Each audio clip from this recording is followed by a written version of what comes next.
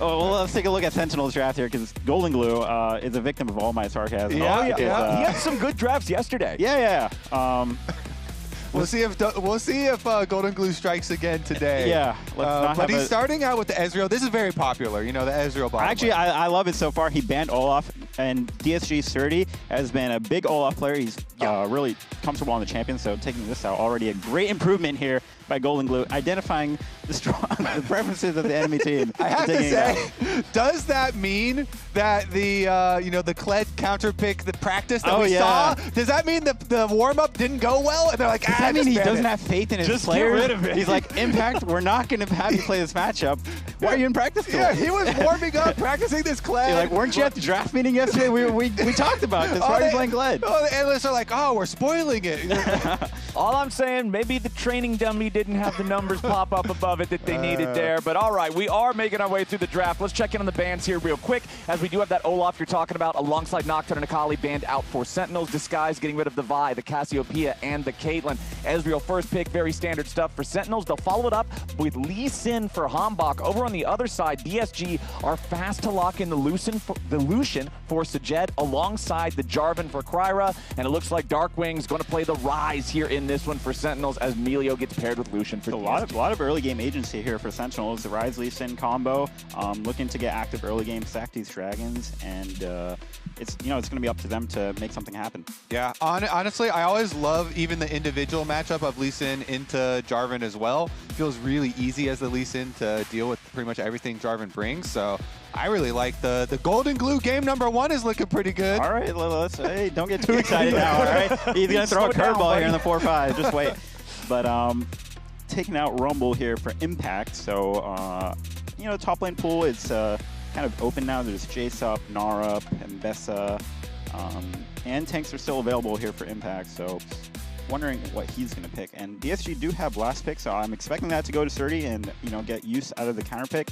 And Vayne is still strong in this patch. So if a Vayne ban comes out, I think that would help Impact get a good blind off here, but we'll see. And I mean, with DSG, I always want to see them do what you're talking about, save that counter pick for Surdy, especially because when his story was being the guy who was #1 on the ladder by like a mile, he was slamming lanes, he was getting counter picks. Right. Like that was his strength as a player, and I love seeing them be able to enable that.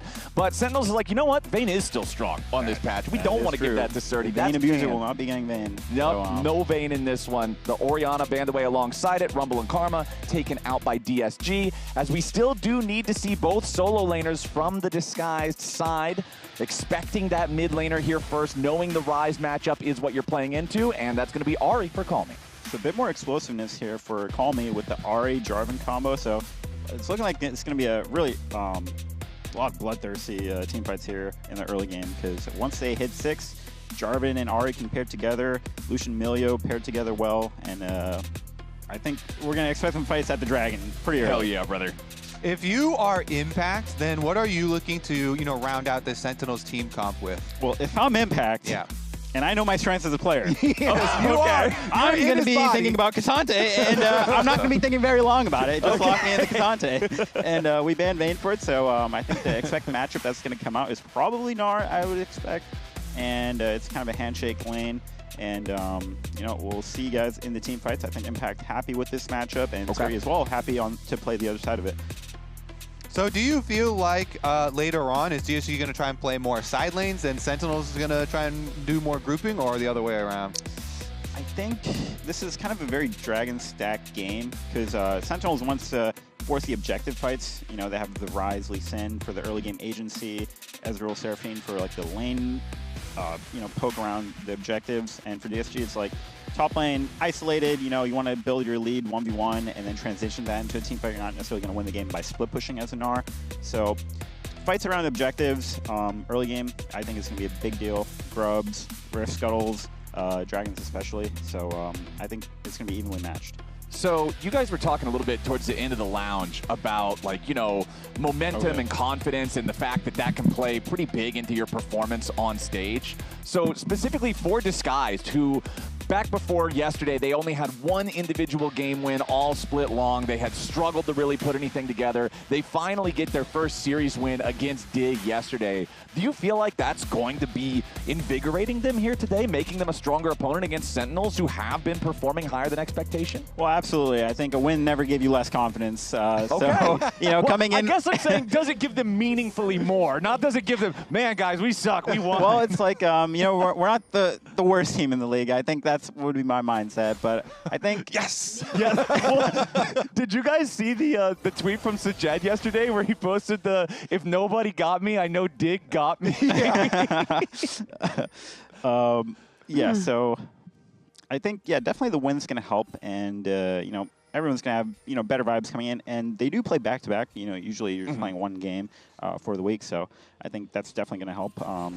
You know, just the next day in terms of everyone's a little bit more confident. Vibes are better, talking to each other more. Yeah, we're winners, guys. Yeah. Let's go. 1 week at a time.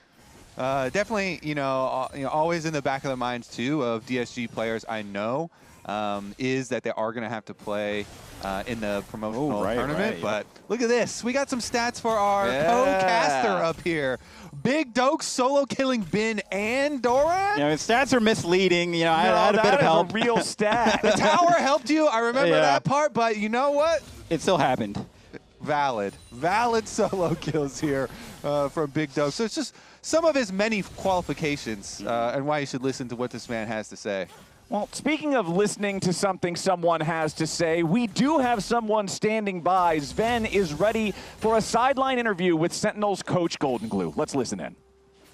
Yeah, I'm here on the sideline, aka the couch in the analyst lounge. I'm here with Golden Glue, the mastermind behind the Sentinels draft that looks the exact same as yesterday's draft. Thoughts on that? I mean, we just did it again. I don't know. We got some dubs yesterday. People just keep giving us for hell on Ezreal. He keeps fragging. We have impact on Cassante. Who would have thought? Humbug on Lee Sin. Apparently, Humbug is the only win on Lee Sin in the entire LCS. It is 1-10 currently. Does that mean that he's like the GOAT Lee Sin? Or what's up with that? I mean, I think most of the players are from the wrong region to play Lee Sin, but we have Humbug, and he's cracked. He's so good. We have Jose Yodo right now in the studio over here, and he's like laughing his ass off, cringing right now that you can't play Lee Sin because it's banned every game. Is that like a privilege that you have because you have the best players so that you have to ban other things than Lee Sin? While Jose Yodo don't only ban Lee Sin? They know he's like, can't play anything else? I think that's why. Yeah, I mean, that makes a lot of sense to me. I guess the Team Liquid's players are just weaker, so they need to make sure he doesn't get Lee Sin, but our players are so strong, they don't have a choice. In this draft, you picked the same matchup bot again, the same matchup top, more or less, same champions jungle. So do you just have like one formula, and if it gets banned, then is this cooked? Yeah, I don't know. I'm waiting for somebody to ban it away, but they're just not. So you'll see what happens when we might just lose. I don't know. I've heard enough of you. Okay, back to casters. Thank you very much, gentlemen. And that's the Golden Glue insight. Just keep it working until someone figures it out. I mean, if it ain't broke, don't fix it. If they'll give you the same 5, pick the same 5. You say, I don't know, we might lose, then we'll figure it out after there too. My lose, problem for later. My win, that's what happens when you play League of Legends. Could be either one. All right, let's check in where we're at, though. Junglers, they've gone ahead, made their first recalls, got their first purchases, double longsword versus longsword Ruby Crystal. Top lane, we still have both of those teleports ready to cast. It's pretty standard, just farm and trade back and forth top laners. We've all seen Cassante Gnar 400 times. We know how this one is going to go. Important to note that the bottom lane does have the barrier versus exhaust summoner spell matchup down there for when that takes off. Oh, this could be a solo kill. Yeah, Impact going in after Surdy. Lands another in Topo strike. Surdy still trying to get away. Impact goes forward with the footwork, but he flashed. He flashed. Yeah, he got his flash. That's huge. So, nice. Maybe if he does like a flash W here, he could get it. Oh, there it is. Oh, but he misses it. He goes for the flash Pathmaker, and now Impact tagged by the boomerang. Surdy lands the slow. Impact is completely out of mana, but because Hambach is nearby, Surdy can't chase any further. Honestly, Impact saw the angle. I saw it too. He saw blood in his eyes and he went for it. Good try, honestly. If the W landed, I think it was a bit closer than would have been first blood.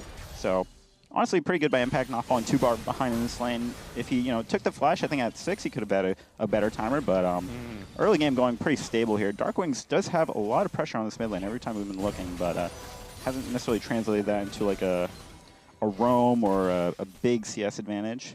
So now after both of the top laners have blown their flashes and both of them know like jungles are pathing down to the other side of the map, are you calling for anything different? Yeah, I call it, but like no one listens to me. It doesn't matter. And we almost got. I don't know if they would call that one. What? Oh. I mean, Ari still had charm, so he's not gonna be able to take it. He's just gonna get a charm, but he could have flashed out of the charm and just landed the E or something. Maybe that would have been pretty. Would have been cool. cooler. That Ari was down to like 100 HP, 90 HP or something. Could have happened, but we'll never know. He does not take the Q, so now Kryra's got to deal with the fact that his Gromp is being invaded. That Gromp is already gone. There's nothing, nothing left in the jungle. Some early advantage here for Sentinels going with that Rise Lee Sin 2v2 early game. Got the flash, but Ari's going to be 6, so it's really not going to mean too much, honestly, in the grand scheme of things. I mean, at least it probably feels good for Darkwings because he's like, well, I don't have to worry about charm flashes setting up with Jarvan creeping around mid lane as well, maybe. Well, Dokla, you were talking back in draft about how once Jarvan Ari hits level 6 as a duo combo, these guys have so much explosive playmaking anywhere. Where do you want to see them focus? Is it a play potentially on mid lane to try to shut down the aggro from Darkwings, or do you want to see them rotate up towards top with the missing flashes? What's the play here? Well, you don't necessarily want to impact top because there's no like follow-up objective after you even kill the lane. So I think you want to focus around mid and bot lane. Okay. If you can kill the Rise, that's great, but it's gonna be hard with double summoners up. Even if everything lands, Rise will still be able to walk it off at the end of it. So he's going to have to be chunked beforehand before anything really happens. And you want to snowball through your Lucian Milio lane. That's essentially where your carry is and where you want all your gold to be on. So just leave everyone else alone and play around bot lane. Hombok going for the aggressive invade. He has 6 advantage, but Ari does get smite here. But won't have it for the red now, so a bit tricky of how he's going to be able to take this now. Yeah, and I like that decision from Hombok because of that. You challenge him at the Krug, force the smite. Now he can't contest the more important camp. Meanwhile, Impact all out up here in the top side as Surdy is in mega form. So Cassante ult down now. Going to have a little bit less pressure with that one. But it is keeping the pressure on. It's making it so Surdy can't try to rotate over while Hombok is in the enemy jungle. Kryra is going to secure the large Raptor as Hombok again tries to make some moves. He will fail to take the Krug or the chickens, but he gets the red and he gets away. I mean, Hombok might hit Impact because that was just a free kill if he just walked off. So if I'm Impact, I'm like, yo, man, just come kill this guy. He's not mega. Okay, back over in mid lane, though, 2v2, mid-jungle. Kryra's got to be a little bit careful here, but he does get away in time before he's locked up in Rune Prison. Down there in bottom lane, that 2v2 still slowly having the potential to become something. Darkwings with the Rune Prison finally here on to Call Me as the Ari is almost out of mana. Hombok again posturing to invade towards Kryra. They know that Call Me is useless in this 2v2 without any mana to spend, so they want to try to put some pressure onto the Jarvan as Kryra again fighting for his life, fighting for his camps, fighting for any sort of a foothold here in his own jungle as Surdy is down to 200 HP. Meganar back on Impact, looking to keep him away. Impact goes forward, but Surdy crunches back towards the turret. Meanwhile, back in the enemy jungle, we've got something else on the other side of the map as Hombok again pressures buffs, but DSG has enough manpower to force him back. Man, Hombok, actually, he had started out with such a good game, but he keeps on trying to play for jungle advantage and not being able to get more of these camps. It's just tilting to me because it was his first blood top. Like, why? Just walk top. You have flash and you have kick. Just pick up the kill on Gnar. He's no hop, no flash. Mini with like 300 HP. And instead, he spent his time to chase around jungle for seemingly nothing. So for me, that's a bit frustrating, especially when you're playing a Gnar versus Cassante and you have a window where you can get a lead like that. So, small top lane point of view details in this, but still, the swap is going to come out, so they're going to be prioritizing the grubs here, while DSG is going to get the dragon when they didn't swap their ball into top here. We should have made an in-game graphic for gank top now and give control purely to Dokla. I love the insight because there were so many options. Impact was doing a lot of work there, but I mean, there is an opportunity cost, and Hombok probably thought, it's more worth it if I can chase Jarvan down in his jungle and maybe get a lead off that. But to me, that felt like a guaranteed kill because, now it's just going to be a trade of the sides on the map, and expect grubs to go down soon. Yep, those grubs still available. First Drake just got taken by Disguised early Ocean. You can see here, this game is pretty close in the first 8 minutes, and throughout the year, it's actually been a pretty close head-to-head between Disguised and Sentinels. In regular lock-in and regular season spring, Disguised came out on top. When it really mattered in lock-in playoffs, Sentinels did get the edge, did take DSG out in that best of 5, but it did go the full distance. So despite the fact that Sentinels is considered an upper middle of the pack team and Disguised is considered a low end of one of our teams, right among the 8, they're only ahead of Dignitas right now. This particular matchup, pretty close. Yeah, thanks for bringing that up. But I don't understand the macro here, because why would DSG swap to top if they know they're not going to be able to get grubs? Because they wanted to avoid the Lucian into Cassante matchup, but now they just swapped into seemingly nothing, and they're going to base again, and now they're down tempo on 1 wave. So the macro for DSG, a bit confusing in terms of what they're playing for, because now they're just going to swap the lanes around again. You seem pretty baffled, my friend. Yeah, because it just doesn't make sense. I mean, they got the Dragon on bot side, and you should know that you're trading the objectives, so let's just keep our ball in bot, get our roll quests a little bit faster than the enemy, even though we're into Cassante. Yeah, so I would say Sentinels, navigating the early game a bit better than DSG here, but yeah. I mean, that's fair. What do you think, Kobe? I mean, honestly, they are still getting back to the other half in time for this minion wave, but yeah, they lose a little bit for their Lucian Milio that they're trying to play for, or seemingly we're going to try and play for.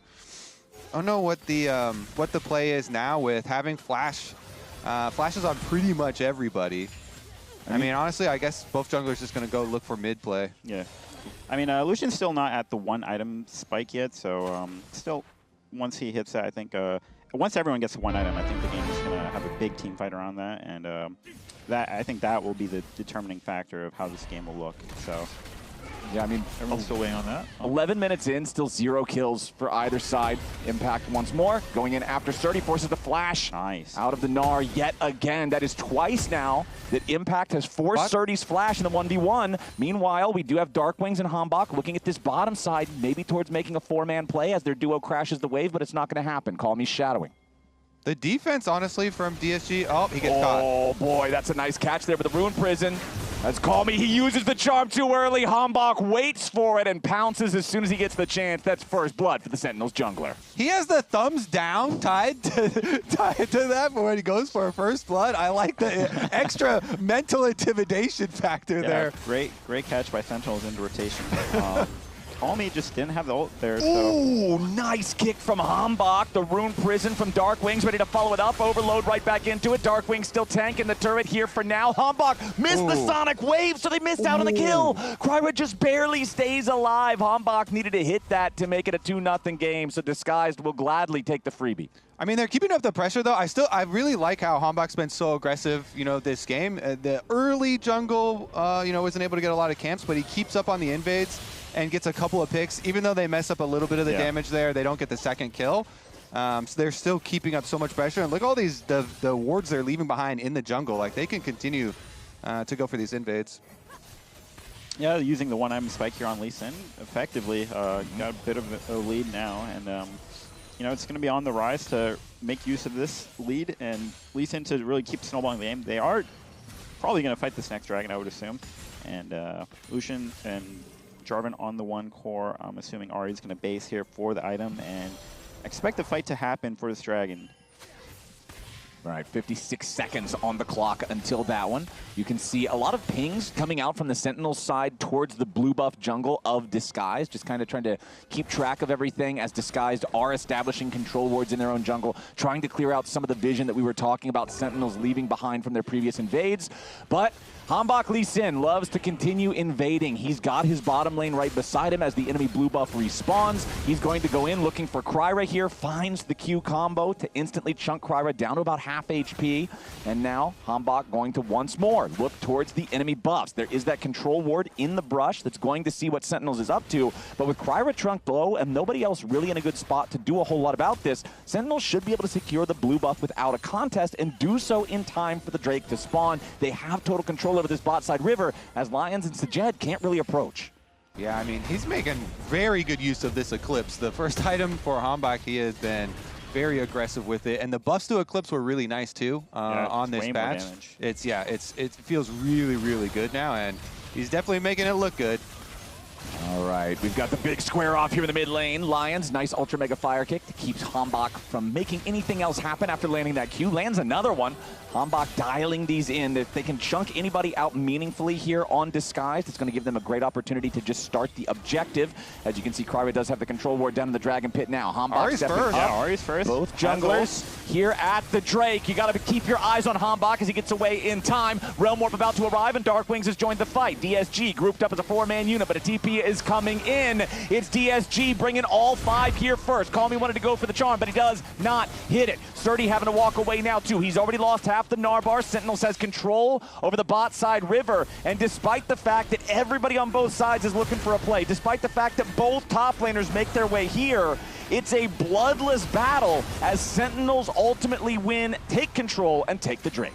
Do you think DSG had a chance to just burn the dragon there instead of go for the chase with Ahri and Call Me decided to ult in? I think when Ahri is first there, he's got to look for a play. Like, you have to flash charm or like ult flash something and just get the fight started with the numbers advantage that you have, because you are the CC to kickstart this fight off. It's not going to be on Lucian Milia to make a super play. They don't have enough items right now to be in a position to do that. So I think Ahri missed a window there to really blow open the game open. And, you know, this is what you pick Ahri for like these snap engages where you can instantly pick someone off in the team fight. So given that didn't happen, it's going to be harder and harder as this game goes on to find an angle like that. Yeah, Hambach got to just kind of safeguard out of a little bit of a dangerous pincer there, and then once the Realm Warp reposition, they're pretty safe.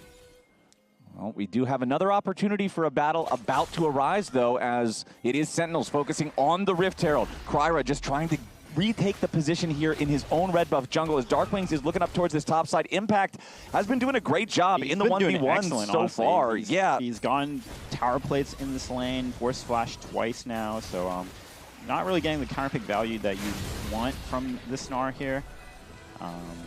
And I'm not sure what DSG, when they're going to pull the trigger in this game, because it feels like it's slowly slipping out of their control. Now, the past 3 objectives, Grubs included, have been on Sentinel's side, and I feel like they're more comfortable scaling with the tank. With Ezreal, Rise, you know, at 3 items, one of the biggest spikes in the game, so I feel like they're in a comfortable spot. Okay, they're trying to make some sort of a move here onto Darkwing. Sturdy with a flash, Mega Gnar into the wall, takes the Rise down to half. Call Me arrives, and Darkwings dies. Sturdy picks up the kill. DSG finally find a move here in top lane. Well, that's something that's definitely going to help some gold injection here into the Gnar. Good pick by DSG here, and that's one of Darkwing's weaknesses, honestly. He's been getting picked on side quite a bit, even in our series when we played. Definitely likes to go and extend for those extra waves, so good punish here by DSG to find an angle to kind of crawl this gold lead a little bit back. Yeah, they definitely needed it, because I feel like the 2 players in this game doing the most had been, you know, Hambach and Impact on Sentinels. Hambach with the aggressive early game, and Impact very solid in his 1v1 on that lane. And I kind of want to hear what Inspired has to evaluate for Hambach's early game, as far as could he have gotten more on the aggressive play for jungle early, or we'll see about the mid play first. Okay, Hambach just kind of forcing everybody else back as the Rift Herald is summoned up. The rest of Sentinels is here. Tier 1 turret is going to get knocked down. The Rift Herald will not secure a second charge, but they already got what they came for. Sentinels takes out the objective in mid.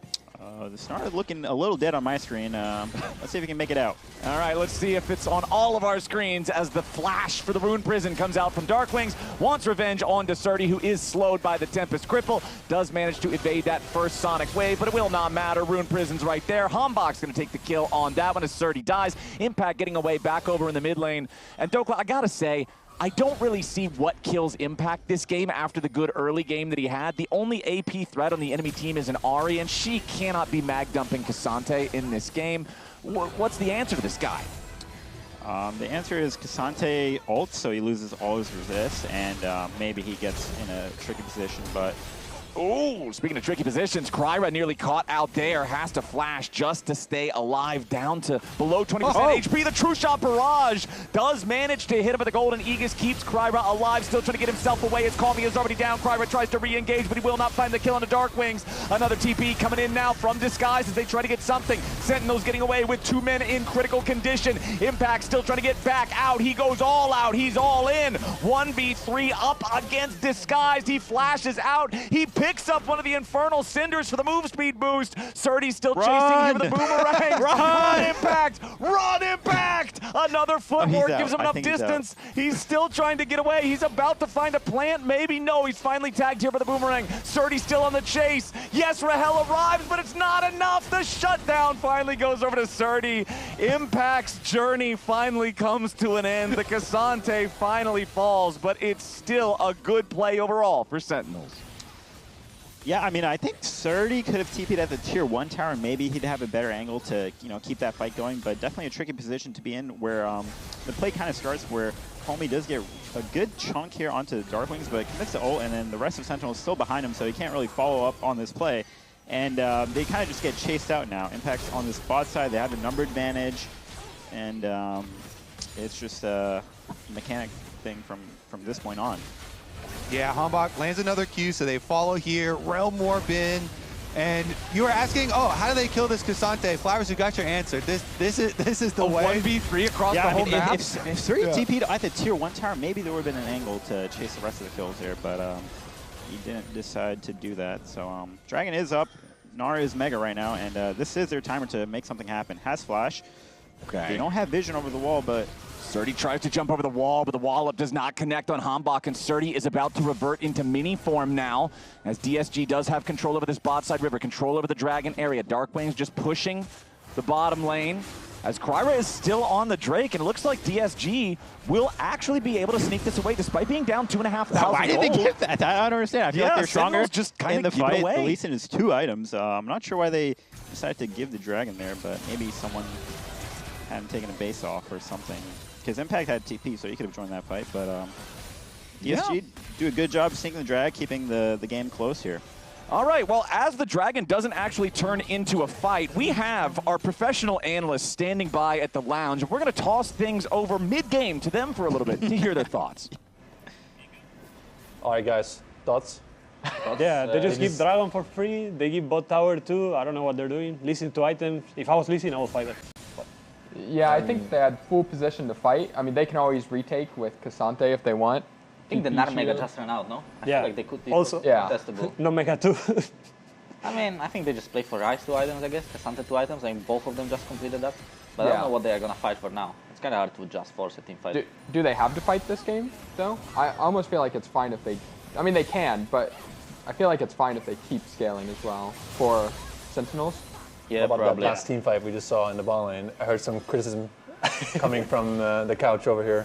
And the last team fight was just very weird. A lot of spells were used in there. Yeah, a lot of spells and no kills. Yeah, a lot of spells and no kills. Yeah. I think they went a little too early on some people and not at all on others, we'll say that. Would you say those spells were maybe missed, perhaps, or misused, or...? A bit of both. Yeah? I mean, honestly, I feel like Sentinels played pretty bad this game, like bot-wise. I feel like Hamba is just making magic happen, because I really don't think that he should be able to get this big of a lead in jungle. And when bot lane didn't really pressure at all, I feel like Ahri and Jarvan would just scale pretty well. Lucian would have a good game. I don't know if the game should look like that. I feel like Lee Sin really made too much happen. Like, he played way better than the Jarvan did. So it's jungle diff, essentially. I really think it's a jungle diff, short. Yeah. Yeah, okay. All right, casters, back to you. There we have it, the professional evaluation of the jungle diff. A wise man once said, it's just jungle diff, and we heard it from more. That's League of Legends. I mean, this one actually is, though. Yeah. Sometimes it's facetious, but he is the gold lead. This is a truth nuke. Yeah, I mean, DSG, they did pick up the second dragon, so it's going to slow the game down. I think it's going to come up to them to, just scale a bit more, find that angle with the Ahri, make a pick onto someone. And, it is a perplexing moment, though, with the dragon being given up, because Jose was like, if I was Lee Sin, I would definitely fight him there. And everyone is kind of thinking the same thing, but maybe it was a thing of there were 2 control wards in the brush, and Ahri was missing. Maybe he was like scared of an Ahri charm play on him or something, trying to burst him down, and like they spent their time clearing. I have to cut you off because they are starting the Baron here. Lucian got really chunked, so he had to take a base, and Sentinels want to use that small window to force his objective here. All right, and they are going to force it as Calmy is down to 200 HP. Still gets himself away for now. Sturdy's in the middle of everybody, but he is a mini Gnar. He has to flash back over the wall, trying to stay alive as Impact, but it tried to continue the engage now. Front line for Cassante, making that space. Somehow nobody on DSG dies, so the scales of fate level out after Sentinels had got away with barely any health in the previous play in bot lane 5 minutes ago. Now we've got Disguise barely escaping as they come to challenge Sentinels at the Baron. It is Summoner Spells spent on both sides, though Impact used the Flash, Huhi only using his heal. But on the DSG side, it's both Summoner Spells from Lions, it's the Flash from Sturdy, and we're going to see it here again. Yeah, it's a great angle by Darkwings here to find a route onto Calmy, but able to get the Milio to get out of there. And I'm surprised no one was able to pick up a kill in this fight. Impact going for the Flash 2-3 over the wall, but... Oh, okay, we're already back to live. Sturdy trapped in someone's prison gonna die here yet for sure. again. Impact and Hambach looking to make not only this kill, but potentially a second one happen. Nice positioning from Hambach. He's got backup from Rahel. They're making the move on to Calmy, and Lions is trapped here too. It's not one, it's not two, it's 3 kills for free for Sentinels. The Baron is assured now. The play out of the replay. They didn't get the kills the first time, so they just repeat up to the top on the Baron side, and with the extra vision advantage with those controllers still being there, Hambach's able to make another play, and that's going to for sure be their Baron. And Hambach's play was sick. He takes the resonating strike towards Calmy, baits the charm, switches his aggro over to Lions instead. They end up getting both after the guaranteed kill on Surdy. He's on legal. He's on legal. Yeah, we're coming. Yeah, kill out. Not free. No jump. No flash, Milio is behind. Lucian is so far. so far. 봐줘. 봐줄게. W 3초. Not dead. Milio after. Milio no flash. Hit the flash. I think we go back. Beautiful stuff. Just the comms the whole time. Again, Hambach's execution guaranteeing that it's 3 kills means there's no chance for Disguise to try to challenge. Now, the next Drake is live on the map, but they don't really care about that right now. They are looking to make the push here in the bottom lane. Nice catch, though, from Calmy and Kryra. They immediately explode the Fed Lee Sin. That's what we were talking about most of the gold lead right there. DSG find a critical pick, but can they get anything else? Calmy goes way far in, barely stays alive. They're going to grab a second step down. Sajed kills off Darkwings. Sturdy finally falls to Rahel as the Ezreal is a problem. Impact goes all out after Lions. They'll make this a 2-for-2 overall. DSG finding 2 critical picks to slow down the Sentinels war machine. Another Seraphine ultimate going a little bit wide there, but it was a really nice pick from DSG initially, getting the burst damage onto Lee Sin. And that's kind of what I was expecting on that first Dragon sequence. We're like, you want to use the Ahri charm combo with the Jarvan and burst this Lee Sin, and they did a good job here. Yeah. Able to take the Fed Lee Sin out of the fight completely right away. So they get that shutdown, but then it gets turned around as Impact is coming down through the rest of the jungle, and Ezreal's going to be able to pop off. Yeah, I mean, I think DSG felt like, we got one pick. We're in Mega on Gnar. We saw the Ahri ult ticking, so let's try to get more, claw our way back into the game. And it's just hard to get onto this Ezreal. He's so mobile, has the Seraphine to peel, and the rest of the team is also pretty strong at this point. So DSG reaching it a little bit too far, trying to make a movie happen, some magic out of thin air, but yeah, they kind of get burned for it on the back end of that play. Yeah, I mean, they picked off the problem of the game, and so they got hyped up with Lee Sin down.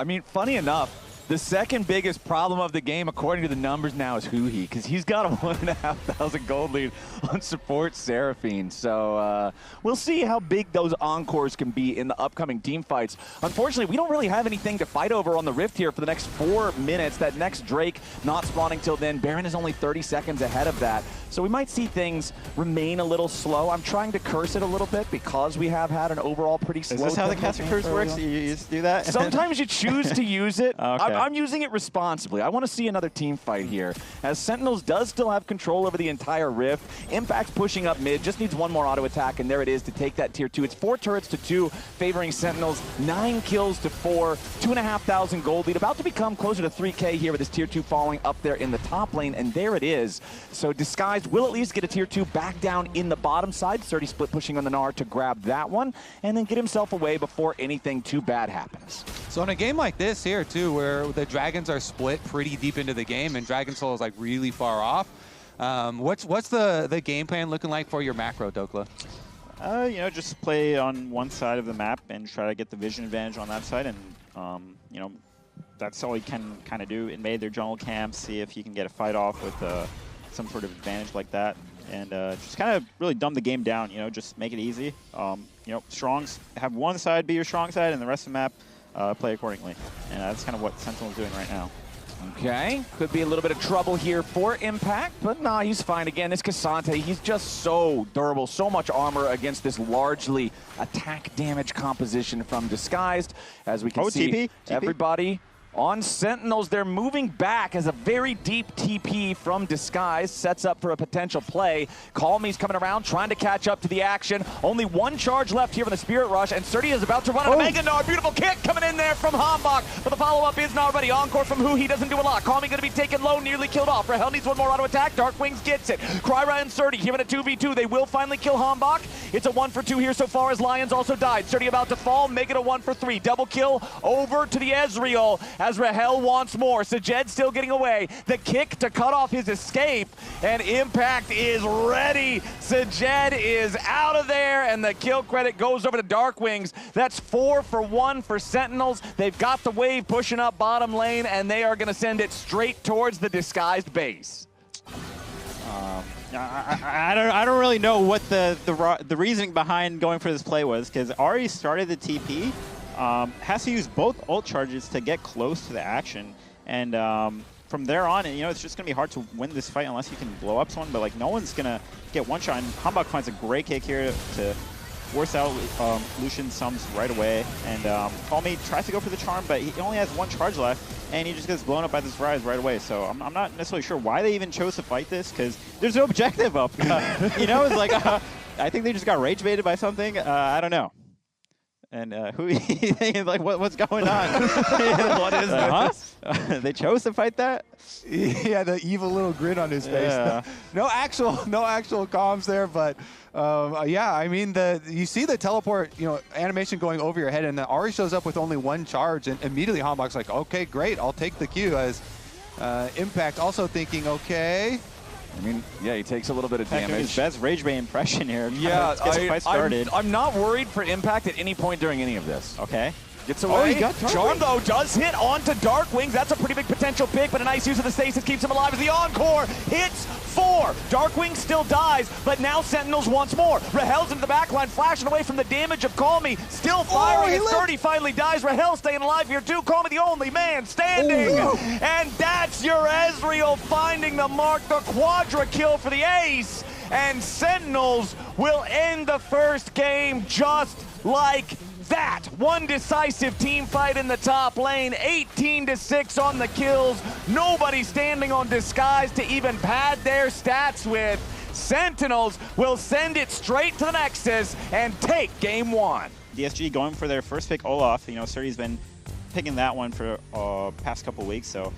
The clip practice that we saw. That's what I gave him some good practice, yeah. We got to see what they want to do in response to this. Real quick, going to go over the bans. It was the Nocturne, Vi, and Cassiopeia from Sentinels, Caitlyn, Akali, and Bard from DSG. They don't want to give Rahel his Caitlyn now that the Ezreal is banned out through Fearless. Yunara Lulu is the answer here for Sentinels, going for the hyper carry with the Pocket Lulu approach in bottom lane to try to deal with this Olaf going Berserker mode into the backline. Olaf is so popular right now as a top lane carry. What else do you want on your team? Because obviously he plays really well when you have enchanters and stuff like that. But what are you looking at, Coach DSG? I think draft some lanes that can, or like some sort of CC, because Olaf obviously wants to, you know, be in the fight. Preferably not alone, 1v4 running into the backline. So you need some sort of HP, CC, bruiser type of champs to get the fight going and where you can pick up kills. How about Shen to teleport in right on top of him, great. taunt up somebody, lock him down? That will be great. So he's got some assistance here. Going to be able to dive into the back line with the help of the Shen ult. And, you know, Sentinel is playing through their bot lane. You know, Rahel is going to be their carry. I'm not sure what Impact's going to pick because there are a bunch of options. Okay, hovering the Kled. You know, didn't necessarily go too well for him last time, but he's not giving up on it. Going for the counter pick with it. Yeah. And let's see if he does better this time around. Yeah, I mean, he put in the warm-up today that we saw. And, yeah, I gave him some warm-up last week, so let's see if he took some lessons from that one. Oh my goodness! Lessons at the hands of Dokla. I did lose though, so He warmed up in the middle of the game. Sentinels, they were grilling Golden Glue about how he was drafting basically the same as yesterday at 2. This game is basically the same as game 1 from yesterday for DSG. They did the Olaf and the Shen support last time. I mean, last time they had Jin as AD carry instead of Ziggs, but it's a similar idea. Ziggs can be super safe down there with the Shen, get you your roam times for Lions.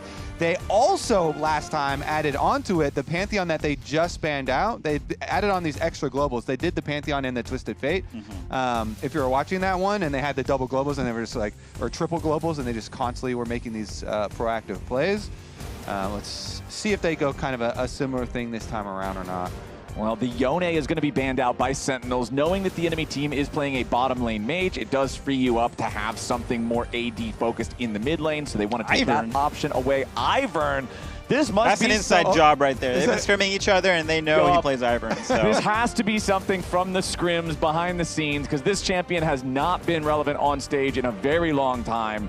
One ban left to go, and we're going to go ahead and remove the Victor from the DSG side. Well, I was saying, Olaf loves enchanters, and since the Shen is support already, then you got to get your enchanter from the jungle. And Kryra has, it's his 5th most played of all time for his career is Ivern with a very significant win rate. So, you know, good scouting by Golden Glue. Yeah, exactly. Snipe that one out. Glue. Yeah, wouldn't expect that one out of him, but you know, there's a lot of surprises going on today. Legit though, it's his highest win rate of all of his top 5 champions that he has played, and you know, it does help Olaf. So yeah, now Douglas leaning over, looking at these other win rates. I'm like, don't look at those other win rates. Don't worry about the other ones. Why are we still picking the 28% win rate champ? Yeah, maybe drop that one. Those are great. We do have the Trundle locked in for Sentinels here, though, in the jungle. So Trundle, traditionally, you know, one of the weaknesses of the character is the fact that he has to run at you. He doesn't have any gap closers, but you have Kled with the charge to get not only him, but the big Trundle right next to him in there that much faster, get him in pillar range more quickly. A lot of potential here. And also, people always just think about Trundle versus tanks. But for me, Trundle, even if enemies have melee carries of like any kind too, if someone is going to be on the front line, pop it on a melee carry and try and especially kill with a champ that can't necessarily run away. You know, Olaf doesn't want to play a fight in and out. You just only want to go forward. And DSG pick up the Neferi here into the counter pick into the Trundle, which worked out pretty well. In our game, you know, it was really hard for our Trundle to play. Neferi going to be a good answer here for this comp. So it's more of a topside carry game compared to last game here for DSG, where the agency is on Surdy, is on Kryra again to make these plays and progress the game forward. Which one would you rather be the pilot, the Olaf or the Kled here, given the compositions? I think Olaf is favored in the lane, but I think Kled with this comp feels like a little bit better. Okay. Because it feels like the Trundle is going to be doing value into the Olaf. You kind of have a front line, but it does depend on how the lanes go, because I feel like it's a relatively even draft, but you know, it's just going to depend on what type of fights you take, and I'm not sure how that's going to pan out. So game number 1, our early game was actually really slow. We didn't have first blood till 11 or 12 minutes into the game. Do you expect that to be the case again here in this game number 2, or do you think they're going to try to get the ball rolling a little more early, particularly from the disguise side, since you said that they fumbled that a lot in game number 1, not picking their fights when they needed to? I feel like there should be an early game bloodbath happening, at least in top lane. I feel like Kled lanes always can be really volatile depending on how you play them. And shout out to Captain Bear. He's like a Kled one-trick and challenger. The guy makes Kled look really, really broken. Okay. So, and he always does something crazy in the lane to make it really volatile and abuse Kled's remount mechanic. So, wonder if Impact will do the same here. But he's going for the very defensive setup. He's got the Dorn's Helm and Exhaust here. So, playing it really, really safe and looking to scale in this one. Yeah, so we have some stats coming into this series about these 2 bottom lanes. And believe it or not, the stats for Sajed were actually even worse before yesterday's game. It was also 8th place in KDA, but he moved up to 7th after beating Dig. Off those wins off of Dig. Dig did indeed got him. For any of y'all who weren't on Twitter, that's what he tweeted after yesterday's match. If nobody got me, Dig got me. Huh? What? I have no idea why the exhaust came out from Surdy there, because he's already remounted. And you're only going to get 1 extra auto there. So kind of a wasteful summer spell there, and that's could swing this lane quite a bit. Yep, Surdy popping that exhaust pretty early. Again, going in back after Impact, who is dismounted, but immediately remounts there using his own exhaust. All right, as those summoner spells are down in the top lane, we once more have a sideline interview, but this time it's Zazel standing by with Coach Ido. Hey, I'm here with Coach Ido, who just cooked up this masterpiece for DSG. And, well, we want to talk about that, I guess. What's Surdy's in the Olaf versus Kled matchup, quite a fighting matchup. What do you think about the outcome here? I'm not a fan of it. That wasn't great. Don't like that at all. Yeah, I mean, I think you actually had an option in draft to put the Olaf jungle since they blinded Trundle. What were your thoughts about that, and is that something you considered? Yeah, we've thought about Olaf jungle before. I think it is like a pretty underrated flex, both on blue and red. I think just the way that things worked out in our comps, we wanted the Olaf top. We're pretty confident on it, even blind. Obviously, that's unfortunate, but in the past, it's gone well for us for sure. We have a saying at Shopify that we actually say Ido's the MVP of DSG, and usually your drafts are looking flawless, but recently there's been I don't want to say it, but a bit of a downward trajectory in the mastermind in the draft phase. So don't laugh, don't focus up. So anyway, is this something you've noticed, or is this just alleged rumors? No, the rumors are true. I can't deny any of it. The drafts have been overcooked from time to time. Recently, a lot more often than before. But we are working on it. I am working on it. The drafting king will return hopefully soon. This one's not that bad. No, this one's good. This player issue. All right. Yeah, I like that. Finally, someone's on my team. Player issue. All right, I think that's all for me and Ido here. Yeah, appreciate it. All right, thank you very much, professional Man, what an Zazel, interview. as well as Ido. I love Zazel just saying, hey, focus up, needing an answer. I mean, also just the interview, the timing where his player gets solo killed and he has to just sit in that moment and be like, How do you feel about that result? Yeah. I did not like it. Yeah, so Impact finding the solo kill, which is huge in this lane because, Olaf, I think, has the advantage in lane, and Impact able to find the angle to turn this matchup completely on its head. Yeah, Impact has honestly been having a really good performance today. He got flash from Surdy twice in game number 1, and now he's solo killing him here in game number 2. Yeah. Go ahead, Dokla. I don't know. I feel like just all of that was wrong. You flash at the very end on the last auto when you know he's going to kill you. Like this is a remake. That's.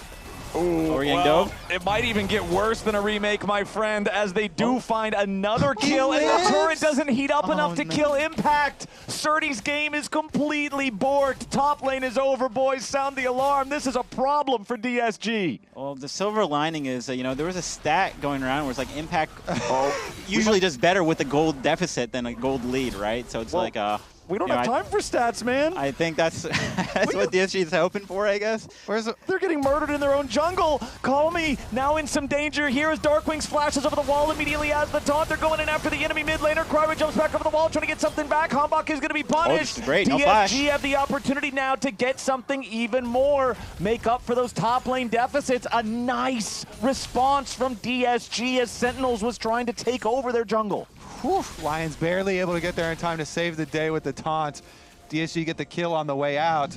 But still top lane is cooked, okay? That doesn't help top lane. I feel like we should just not look at it anymore because it's going to get ugly. There you go, observers. You heard the man. I wanted to ask you, though, because I wanted to get inside the mind of Surdy there. Even in the stare down, they were both level 1, but Impact is in range of experience of the minions. And so he got level 2 and got his bear. I mean, the lane is completely over before this whole sequence happened. It stemmed off the level 1, the exhaust usage.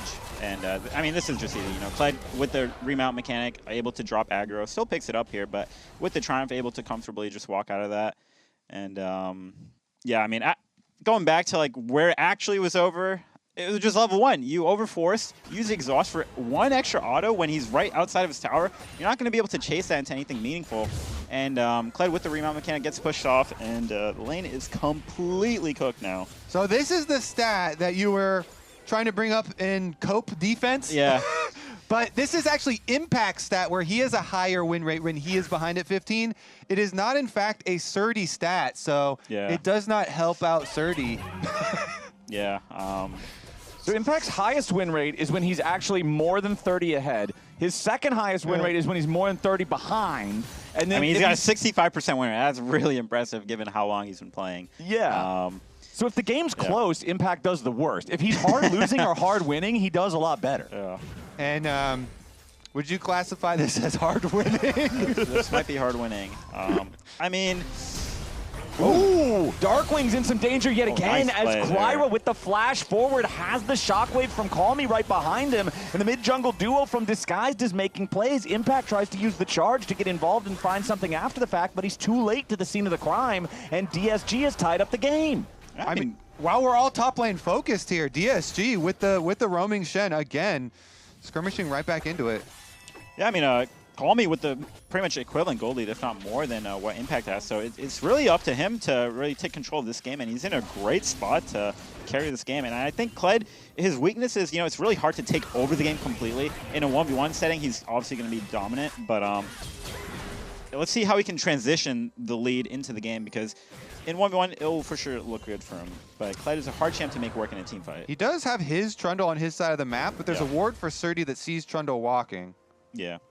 And I kind of don't like giving more attention into the winning lane because Olaf is not necessarily going to give that much gold. And if you keep dying as Olaf, it's honestly fine if you keep getting the waves. You got to do like the boss strat and just keep the deaths coming and just roll with the punches. Good deaths, as long as they, From here on out, every death is a good death if you bring more than 2 people to come and take you down. Well, we did have a good dodge in the bottom lane from Rahel, sidestepping Lions' taunt, making sure that Shen is not continuing to find those value lockdowns as he tries to find the angles to make some plays. 8 minutes into the game, Brubs are alive, and Hambach is trying to take care of that. Just beat their ugly faces in with that stick.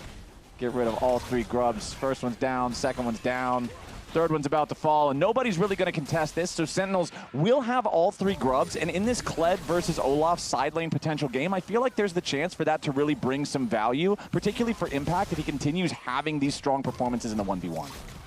Yeah, I mean, on the flip side, though, Cryo's going to be able to invade Hambach's camps here on the bot side for that Grub take, so only able to pick up the Raptors here, but some trade-offs here. And he is playing the Neferi, so a carry-style champion, so definitely wants to get his first item as fast as possible and try to blow the game open with this mid lead. Ooh, nice buffer here. Yeah, very nicely done with Justice Punch, getting away from that shockwave. Darkwing's feeling good to trade just his E for that Orianna ultimate, disable some of the potential playmaking for Call Me here for the next minute. So you're saying if you're Impact, you're like, hey, don't send anybody else up to my lane. You know I got this. I already have the lead. If you're back on DSG's coaching staff, what is your plan for the DSG side of this game?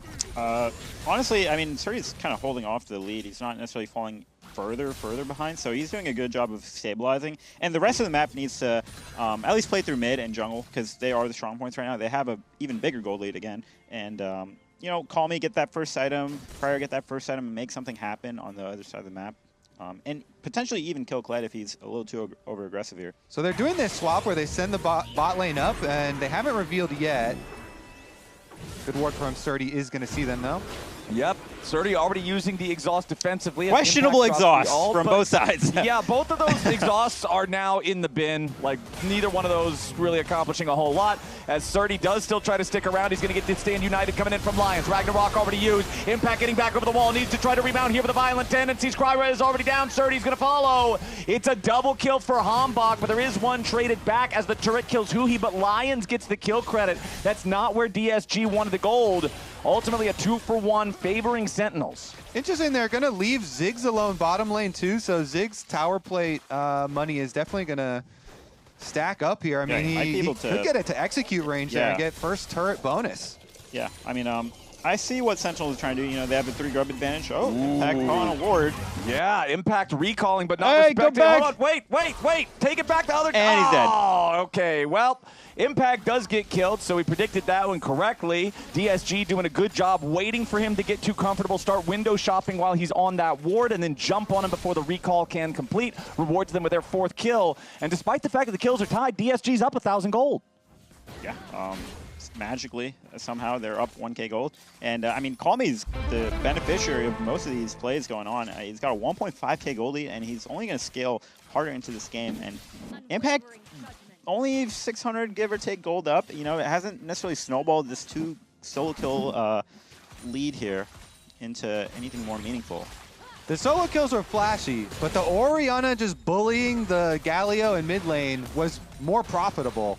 We did have this quote from Impact from pros talking about how their team, one of the weaknesses, he was like, don't think we're that good at pulling the trigger. And it's something I always thought you were very good at, Dokla, and you showed it even on international play. Thank you. Very good at. Yeah, I mean, he tried to pull the trigger top there with the Kled ult and the exhaust, you know, but didn't necessarily go how he might have planned for it. And yeah, you know, still a lot of game left to play. He's going to hit his first item here soon.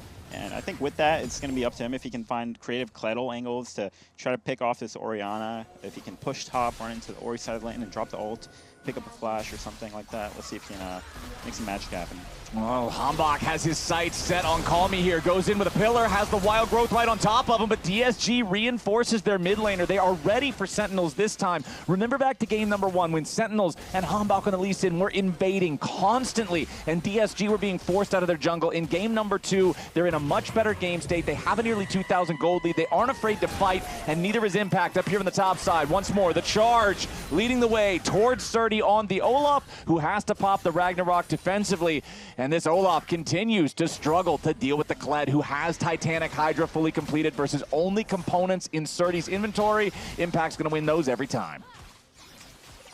Yeah, it does mean he's going to be able to push the wave quickly. Surdy's staying, though. He has his jungler coming up through lane. So it's... Yeah, but here comes something else. The Galio has arrived. The taunt is there, and they managed to execute Surdy before the Stand United can bring Lions in to try to help him out. So now Lions has used the ultimate for no real advantage. The turret is still continuing to take auto attacks over and over. Kryra has to use Call the Pack because the Impact remounts as Kryra approaches to try to save the turret, so they won't be able to save it either. And just like that 2,000 gold lead, poof, it's gone. Yeah, Sentinels immediately retake the entire gold lead off of top lane, and they do get that first tower bonus. Yeah, I think DSG needs a public service announcement for themselves. We are not helping this Olaf, okay? I don't want to Shen ult on him. He's too far behind. We're not saving him. Let him die. Just trade on the other side of the map, because we're not going to win the game by helping Olaf. We need to help our Orianna strong side. And I think Call Me did a good job of holding his flash on that 3 versus 3 down there to keep things interesting. So it's again going to be up to him, and I think DSG needs to figure out, like, if we're going to win this game, it's going to have to be through Call Me. Well, it looks like we are finally going to get the first Drake attempt of the game. 14 minutes in is a very late first Drake, with Sentinel's big win condition being around that top side so far, with Impact's early control, and then with everything else being about like mid-jungle rotations and all these skirmishes. Dragon has just become an afterthought. So 14:30 on the clock, and it will be DSG claiming the first Drake of the game. 20 seconds to go until we see the Rift Herald spawn. I'm hoping we get a fight for this one, because we haven't really seen any of those huge 4v4s or 4v5s, 5v5s yet. And Orianna, in the side lane there, maybe that's an area where Sentinels can try and attack it, and they're sending multiple members down there right now. Yep, Wild Growth plus the combo coming out from Darkwings. Hambach is also here. They want to try to kill off Call Me, but they turn the aggro back onto Hambach now. He's staying alive, fighting through Kryra's damage. Impact charging in behind enemy lines, but now he's isolated here in a 1v4. Sejet is also there. Bouncing Bomb goes over Impact's head. Not going to find the damage with that one. Minefields apply the slow. Impact about to dismount. Burning and burning away. He loses his Lizard. Now DSG still looking to find a little bit more here with all 5 alive. Once more, it's Sentinels trying to make the play on the fed Orianna, and once more, it's DSG assembling the Secret Service, protecting the president. They did get her flash. Yeah. So that's step 1 to possibly taking out the heart of the DSG comp, the big gold lead here. Because I definitely agree. I think the way that DSG win these fights is they have Orianna Shockwave being delivered by Nefiri onto the Yunara. I think that's like the dream play. That combo is very, very quick, and they can try and like blow up Rahel. But no flash on the Orianna. Definitely going to make the side lane play even more dangerous now. Yeah, the pillar is going to be quite impactful now. If the Ori gets caught out of position, won't be able to walk that one out or flash it out. And let's see, the Rift Herald started. Kled is bot.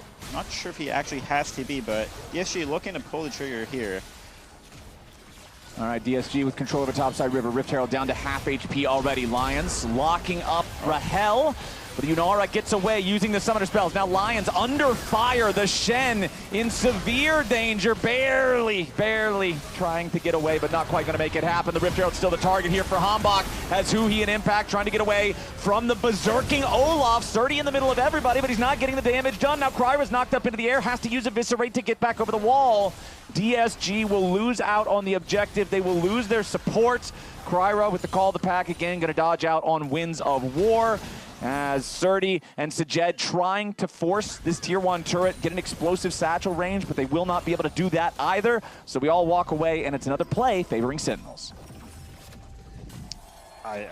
This is emotionally taxing for me watching the DSG because, oh, here comes Kled ult.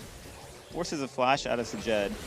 Okay, but and now Sajed trapped between the wall and the pillar, and Sajed is buried. 30 at only 400 HP. Lions, worse for wear, staying alive with the Spirit's Refuge, but ultimately double killed there by Darkwings. And now things are quickly falling apart for DSG. Pulling the trigger there. Sentinels, Impact charges down mid, and they have a great angle for the pillar from Hambach.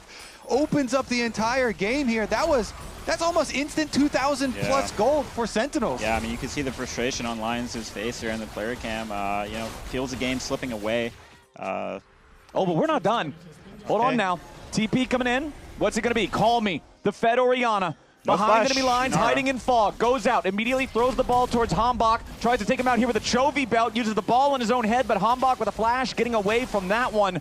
So we end up seeing Calmy's teleport, that potential flank, that punish angle that they needed to find turns into a whole lot of nothing for Disguised as Sentinels get everybody out. This has to be rage bait, right? Because like, Yunara didn't have flash. We just comboed Yunara with no flash, and we go for the Trundle with flash. I'm not sure kind of the decision-making or thought process behind DSG. I know they feel the game slipping away, but you know, you still have to keep a cool head, know who you're going to go for, and it feels like they're getting a bit too desperate now where it's impacting their decisions. Yeah, let's take a look. So Impact goes down mid lane, and then they're able to get this route on Sajed. They use the speed up from Impact, his kind of highway down mid lane. They just use it to cross mid and go follow Sajed. They got his flash, they got the kill. Yeah, but I'm not sure why they're contesting mid wave. Like, your Fed member is top lane farming, and you know, they're trying to get pushed onto the wave where they have no business getting the mid prio, and you know, they lose a lot on the back of that. So just the fundamentals, you know, they're kind of just messing up, and it's costing them. Well, we've seen some spicy interactions here for the past couple of minutes as we're squaring off yet again. Hambach throwing out the pillar. Here comes Impact with the charge. Meanwhile, into the back line goes Kryra, buying himself a moment longer with a W, but it ain't going to last that long. Impact still tanking here in the front line. It's one kill for none here so far. As the Drake is alive, Sentinels are going to earn themselves control over that one with the enemy jungler dead. And I feel like for the last 5 minutes straight, it's just been Sentinels making plays and Disguised failing to respond. Yeah. I mean, that was just Kryra sent into the left side of the fight while everybody else is trying to peel back from this Galio. Galio moves in and gets a 3-person taunt. I mean, good space there from Sentinels, but also the lack of coordination on DSG on their engages is really hurting them. Dragon picked up in addition to the gold lead growing even more. Okay, hold on. Now this could be a real disaster. Call me flashes away from Darkwings. Does stay alive for now. So for the last 5 minutes, nothing has really stopped. We haven't had a moment to breathe as Sentinels keeps their foot on the pedal. But we are going to toss things now back over to our professional analyst in the lounge to talk about this first 20 minutes of gameplay. Yeah, guys. Professional analysts. What do you think about that one? You remember when I said before the game it can't get worse after game one? Well, mid's winning. Yeah. Mid is winning. Top is not winning. Yeah. Yeah. So they did stabilize after, though. Like, even with top, as much of a disaster as it was, does that they kind of stabilized. I mean, the game it actually does. He's only down 7 CS. The game did look stable for a little bit. Like, even though they were off with 0-4, but then that disaster mid happened, the flash. Yeah. It feels like DSG just doesn't do much. They're just answering what Sentinels is doing all the game. So it just feels like you cannot do anything. That's, that's kind of the draft. Like imagine you pick Ziggs Shen, right? And you're saying the draft, okay, we're gonna play for top lane, and your top laner died level 1. Well, so then what? Open? So it's top gap then? I guess then you just open. I mean, you have the angles. Like when Shen hit 6, his first ult to try to cover the top dive. I think that should have went better. Yeah, but if you pick Shen to cover the top dive to the Olaf, that is 0-2, I really can't breathe. I mean, you're not picking it for that reason, but it happened. Kind of sad. All right, Captain Flowers, back to you, buddy. Thank you very much, Lounge. We are right back to the fight, and it's a nice shutdown for Sajed in the disguise side. But now you're going to see the exit from the Galio, a heroic... exit. Yeah, heroic exit. I already used the word exit. I found myself trapped there. So that's why I'm here. Yeah. You gave me my escape mechanism. I appreciate you, my friend. See? Dokla bailed me out the way that we wanted to see Lions bail Surdy out. I lost my lane. Dokla got me out of it.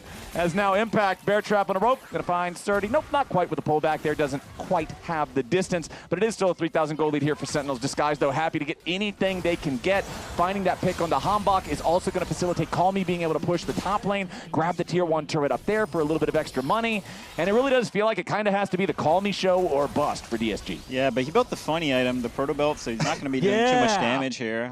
You know, it will help him slightly reposition, but that's not necessarily what's going to save the game. In my opinion, you're going to need a lot of damage to kind of blow up any of these carries here. It was definitely funny when he did the teleport in, flanking Orianna, Proto Belt sombrero play. Yeah. I mean, it looked cool. It did. It was until funny. it didn't do anything. The funny item. Well, he got the flash of the Trundle. Could have killed the no flash Nara, but as Dokla was saying, there were some other targets maybe. Perhaps. Yeah. You know, I find myself disappointed, but is it my fault for having? I think it is my fault for having higher expectations here for DSG to make. Disappointed dad Dokla. Yeah. So speaking of expectations, it did just come up on the screen, the official stats. If Sentinels 2-0 this, it locks playoffs for both Sentinels and Shopify. So then there's only going to be like the one playoff spot left between FlyQuest and Dignitas and Disguised. Okay. So that's going to be some scary stuff for those teams, two of which will be playing in our next game. So stay tuned for the nail-biting action between our teams still competing for the opportunity to take their place here in the playoffs as DSG wanting to control this top side river here. They know they're behind. The lack of the stacking of dragons early on in this game does feel like at least a relief for them because they don't have to worry about a soul demanding their attention anytime soon in the future. Only 1-1 in Drakes, nearly 24 minutes into the game. It's just not something that's going to be super relevant. So for DSG, Dokla, like obviously you've already said, we're not playing around Olaf. Olaf has lost his matchup. That's just not the win condition. What do we have to do here now that kind of Baron has become the main attraction on the Rift? Yeah, I mean, it's weird because, you know, enemy team has a hyper-scaling Yunara, and the game, if it goes longer, is not going to get better for you. So I feel like their window of opportunity has to be in the next couple of minutes if they want any chance to kind of claw this game back into their hands. You know, they have to find a pick somehow onto one of these carries here and turn that into an objective. So going to have to make wine out of water here. I'm still looking for my big Neferi and Orianna combo. I want to see a sick. What have we been calling that? Sombrero? Sombrero? The dog missile? Well, there was something. It was a dog something. I had a name that involved the word dog. The Shock Fury is what I. No, the dog wave. The dog wave. The dog wave. Oh, that was the Isaac one, right? Yeah, it's a dog wave. Yeah. Because he called it the knock wave, and then Neferi's kind of like Nocturne, but she's a dog. She's a dog. It's dog wave. There you go. I mean, 3 items here on the Ziggs, but some of them are built up on all the topside bruisers here for everyone. So is going to help, you know, shred into that a bit more, but Galio's going to be able to get that ultimate shield off as well. So time's ticking. I mean, the gold is relatively close, right? So as long as the items, as long as you can get on your 2 items, well, Yunara literally has 3 items, as does Ziggs. So. And BT, so I think smart itemization by him, you know, will be able to avoid being poked down and given that Ziggs, you know, just wants to find some windows where, you know, able to soften someone up. All right, as they approach this dragon here, look at the flank angle. Impact's going to be found on it, but Galio's going to teleport in for the flank, so they're going. Okay, Sajed once again going to be your target here, but Hambach doesn't want to fully commit to it with the TP coming in. Impact has already used the charge on the right side of the fight, doing a ton of damage. You to call me. Heroic entrance to back up Impact. Exhaust down onto the Orianna as Lions has to try to get away. Impact on the chase. Darkwings has already killed off the enemy mid laner. Disguised, everybody's just flashing, everybody's running, but they can't run fast enough. It's already 3 kills for nothing for Sentinels. Rahel trying to chase down another there with the Arc of Ruin, but not quite on the mark to hit Surdy, who was a little bit too far away. It doesn't matter, though. It's already a victory for the boys in red. Sentinels claim 3 for free. Now Kryra's going to take the Drake. Everybody else is going to take the Baron. Disguise can do nothing but take a breath as they cannot find their way through these fights. I said they found the flanker. They saw Impact. How does Impact get a bead on a direct ultimate onto the Flash Orianna? The Orianna had Flash. That was the carry. Dokla, that was the heart. He's dead. Nobody blocked the Kleddle. He didn't flash out of there. There's nothing. They're just dead. How about TP work here too? Yeah, I can. We're TPing. We're TPing. I'm taking. Okay. It's fine. Yeah. 6 plus again. They TP here. Yeah. I can Olaf. I'm looking. Now Olaf now. okay. We hitting Olaf. Yeah. Yeah. We're hit. Olaf half. Orianna North. I'm fine. Shen flash. We're dead. We're dead. Shen no flash. Keep going. Jinx has flash. They all no flash. Jinx no flash. Oop, hold on. We're back to live, and we're back to some more problems here for Surdy. Subjugate has already been used by Hambach. Surdy just trying as hard as he can to get away from this one, but slowed down by the Trundle Chomp. Another pillar arrives, and that slow is way too much. Rahel will claim the kill. Sentinels already have the Death Ball mounted up here in the bottom lane. They have Darkwing split pushing over in mid for the 2-pronged strike. Charge is already committed, just full sending it into the enemy base. Calmy's going to arrive, but they've already lost their support before he's even there. Jed's your next target. The Ziggs can't get away. Nobody on Sentinel's dead yet again. It's a double kill back over to Impact as Kryra can't do anything to this Yunara, and Calmy tries to flash. He survives with the shield a little bit longer. Command Protect will not protect him from a Galio Fist. That's a 5-knuckle sandwich, and it's the only thing on the menu for Calmy as Disguise, despite the early game looking a little bit better, they don't have what it takes against Sentinels. Nexus turret's under fire. Kryra the only one left alive. He can't do anything, man. It's Sentinels clean sweep and Disguise. 16-5 here in the second game. They win the series.